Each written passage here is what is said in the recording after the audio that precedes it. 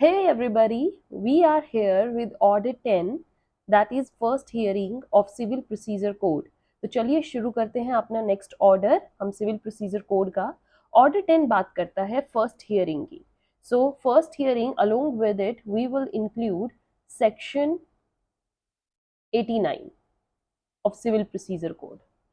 So section 89 says situations where alternate dispute resolution means ki ADR, that is alternate dispute resolution, possible out of court if court thinks fit and it is in the interest of the justice and if party wants out of the court settlement। ठीक है, तो 89 में हम बात करेंगे ADR. ADR क्या होते हैं? ऐसे ऑल्टरनेटिव्स जिससे कि जो डिस्प्यूट होता है पार्टीज के बीच में वो सॉल्व हो जाता है आउटसाइड द कोर्ट। बट इसमें भी क्या होता है, कोर्ट आपको परमिशन देती है कि हाँ आप ये मैटर को बाहर जाकर सुलझा सकते हैं। ठीक है, आउट ऑफ कोर्ट सेटलमेंट इसको बोलते हैं। And then there will we have four options that are mentioned in order 9। वो फोर ऑप्शंस क्या क्या है? The first is arbitration, okay. Second one is conciliation, third one is Lok Adalat जो बहुत famous है, आपने सुना भी होगा। And the last is mediation, मतलब एज अ मीडिएटर आप सॉल्व करते हैं। So section 89 talks about the four divisions through which alternate dispute resolution is possible. अब हम आ जाते हैं procedure of it are given under order 10। Order 10 में जो ये सेक्शन 89 दिया गया है, सेक्शन 89 का एक प्रोसीजर डिफाइंड है। We will see what's that. So rule 1 of order 10 क्या बात करता है? It talks about the examination of parties. Parties को एग्जामिनेशन या उनको एग्जामिन कैसे किया जाएगा? पार्टीज। सो इसमें क्या था? When both the parties appear before the court on the very first date of hearing, then court will examine both the parties, their pleaders also, and if any person is accompanied with the plaintiff and defendant, then court will record the admissions and denials of plaintiff and defendant। ठीक है ना, hearing पे क्या होता है, दोनों parties को सुना जाता है। जो वन पार्टी क्लेम करती है दूसरी उसका अगर डिनाइल कर रही है तो उस चीज को रिकॉर्ड किया जाएगा। The object behind recording of admissions and denial is that to find the real dispute क्या है दोनों parties में।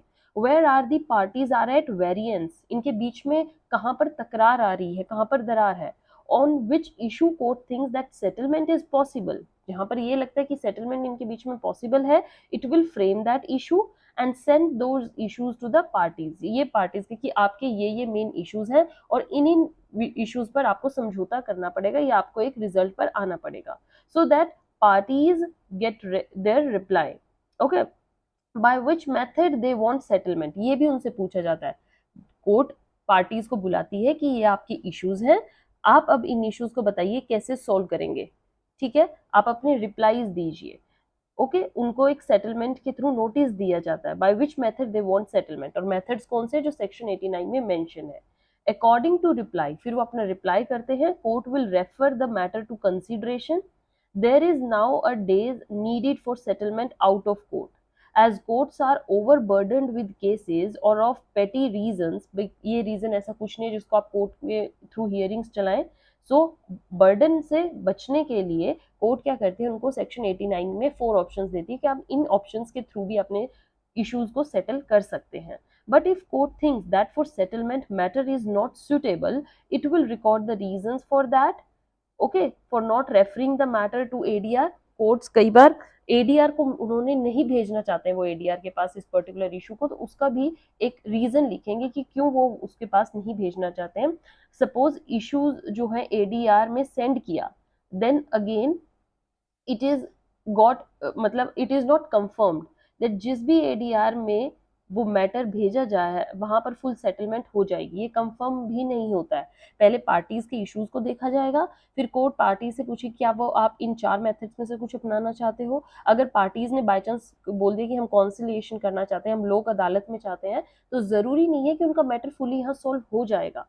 सो then because ultimately it depends upon the conduct of parties कैसे बिहेव करती हैं. एग्जाम्पल मान के चलिए मैट्रिमोनियल केस है, मैट्रिमोनियल, ठीक है, पहले पार्टी एग्री हो जाती है कि हम आउटर सेटलमेंट के लिए रेडी हैं, suit is send to ADR, but when parties come face to face उनका डिस्प्यूट और बढ़ जाता है, ठीक है, तो वो पता ही नहीं चल पाता है उनको कि वो क्या कैसे रिएक्ट कर रहे हैं. दस द ऑब्जेक्ट जो एडीआर का है कि हमें इश्यूज को फाइन बाहर आउट ऑफ कोर्ट सेटल करना है, वो एक तरीके से it's not possible, it fails. Now if authority thinks that ADR is not possible and it fails due to any reason, then concern authority will again refer the matter to the court. ये जो authority होगी, लोक अदालत के जो officials होंगे, वो वापस से मैटर को कोर्ट में भेज देंगे कि आप इसे सॉल्व करिए, ठीक है, with the certificate mentioning the reason of non possibility. And if outer settlement हो गया है या उन पार्टीज के बीच में कॉम्प्रोमाइज हो गया है, उनका जो इशू है वो सेटल हो गया है, then the concern authority will send that matter to the court and court will pronounce the judgment according to the agreement through ADR between parties and record the reason. ठीक है, court उसी जो उनका वहां पर इशू सॉल्व हुआ है, जिस भी वो जजमेंट पर आए हैं, उस रिजल्ट को कोर्ट में भेजेंगे, कोर्ट उस मैटर को एग्रीमेंट को प्रोनाउंस करेगी as a judgement. Thus the object behind order 10 is to minimize the burden of the court. Main बात क्या है? To minimize the burden of court. आजकल कोर्ट बहुत ओवरबर्डन है विद वेरी मच केसेस. कुछ पेटी ऑफेंसेस होते हैं जिनका तुक भी नहीं बनता है कि वो कोर्ट में आए. दैट्स वाई ये सेक्शन जो ऑर्डर 10 है, सॉरी, ये एक तरीके से हेल्पिंग हैंड है for the courts to solve their matters, issues as early as possible and reduction of the wastage. अब प्रीलिम्स एंड मेंस के लिए PT and mains, I am again writing it here, very very important order. PT में question आया हुआ है interview में, categorisation list of matters where ADR is possible. Okay, आपका एक केस रहा है, लैंडमार्क जजमेंट है, Afcons infrastructures private limited versus चैरिंस वैली कंस्ट्रक्शन. तो उसमें बताया गया है कि किन मैटर्स को आप आउट ऑफ द कोर्ट लेके जा सकते हैं और किन को नहीं. Cases in which both civil and criminal element is there और ऑफ क्रिमिनल नेचर के हैं, वहां पर एडीआर पॉसिबल नहीं है, ये हमेशा मान के चलिएगा. वेयर क्रिमिनल नेचर का कोई भी ऐसा इशू है जहां पर क्राइम सीन है, वहां पर एडीआर पॉसिबल नहीं होता. एग्जाम्पल डिफेमेशन है, matter for ADR must be private और पर्सनल होना चाहिए. More personal matter more chances of ADR. और अगर वो पब्लिक नेचर का है, पब्लिसिटी उसकी ज्यादा हो चुकी है, देन उसका आप एडीआर के थ्रू कम ही सॉल्व कर पाएंगे.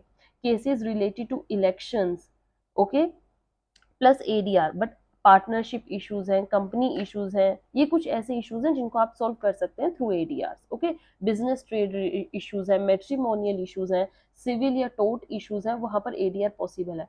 बट जहां पर विल्स है, इलेक्शंस हैं, क्रिमिनल नेचर की बात है, वहां पर एडीआर पॉसिबल नहीं है. So this is all about order 10.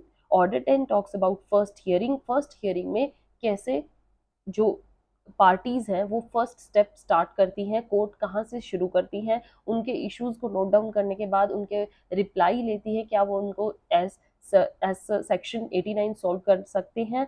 4 options उनको दिए जाते हैं, वो जो भी चॉइस अपनाएंगे उसके थ्रू होगा. अगर उनका सेटलमेंट हो जाता है दैट वेल एंड गुड, वो judgement as it is pass हो जाती है बाय दैट कोर्ट. अगर उनका सेटलमेंट नहीं होता है, दोबारा से मेथड कोर्ट में भेजा जाएगा और through the trial it will start again. Okay, so with this I completed order 10. In next session we are going to start with next order, order 11. Stay tuned, very very important topics are going on, so don't miss any session. Have a good day. Thank you.